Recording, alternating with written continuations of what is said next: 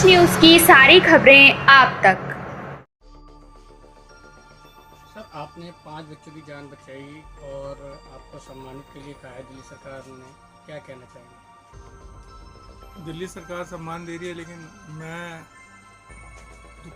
काफ़ी दुख में भी हूँ कि 6 बच्चे और नहीं बचा पाए हम लोग। और ये हादसा करीबन 11:30 बजे मेरे को फ़ोन आ गया था कि तब मैं बेकबार से करीबन 1 किलोमीटर की दूरी पे था कि ऐसे ऐसे धमाके हो रहे हैं और प्लीज़ आप अपने घर में अगर आप हो तो घर से बाहर निकल जाइए क्योंकि सिलेंडर कहीं भी फट के आ सकता है।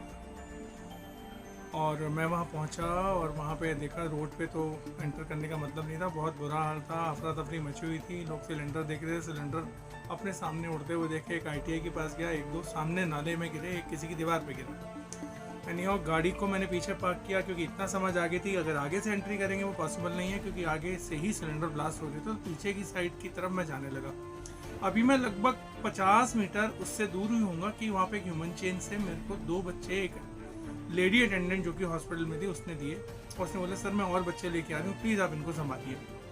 गाड़ी मेरी रैंप पे खड़ी थी, गाड़ी को मैंने स्टार्ट कर दिया, दोनों बच्चों को अंदर लेटा दिया और मैं लोग इकट्ठे करने लगा क्योंकि it was all but obvious कि लेडीज़ ही उस चीज़ को बेहतर संभाल सकती थी।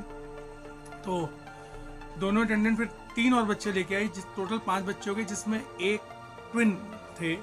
और उसके बाद एक हमारे पड़ोस में अरुणिमा शर्मा जी हैं, उन्होंने देखा कि ज़रूरत है, वो गाड़ी में बैठ गई, जो मेरे को बाद में पता चला।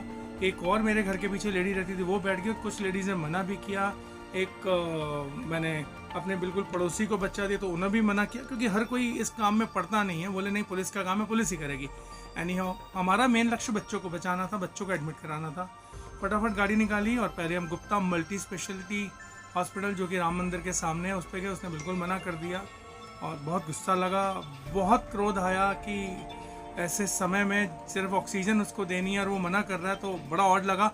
बट एनीहाउ जाते जाते वो एम्प्लॉय जो एक काम कर गया, हमें एक दूसरा रास्ता दिखा गया कि आप इधर भी एक हॉस्पिटल उसमें जाइए, और चांस की बात है वो डे केयर सेंटर निकला।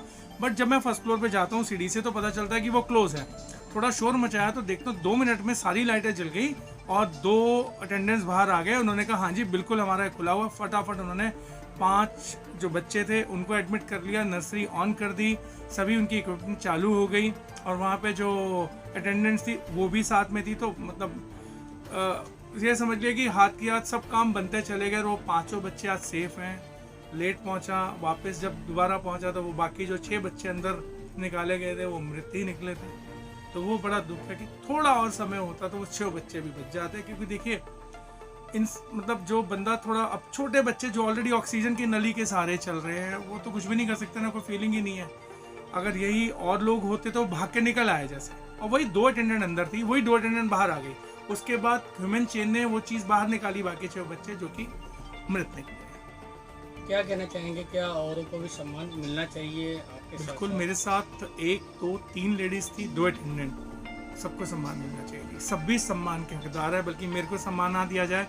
ये जो हमारी नारी शक्ति है जिन्होंने इतनी हेल्प करी है, मैं सैल्यूट करता हूँ सभी को, जो कि एकदम बिना सोचे चल पड़ी साथ में और वो बच्चे बचा लिए गए। स्पेशली सैल्यूट दोज 2 अटेंडेंट्स जिन्होंने उस समय बच्चों को इस तरह से उस तरह से मोह करके इस तरह से उनको हिला रही थी जैसे पता नहीं अगर ये नहीं बचे तो क्या हो जाएगा। आई सैल्यूट रियली वो अटेंडेंट्स को सैल्यूट करता हूँ, जो मेरे साथ जो लेडीज़ गई मैं उनको सैल्यूट करता हूँ।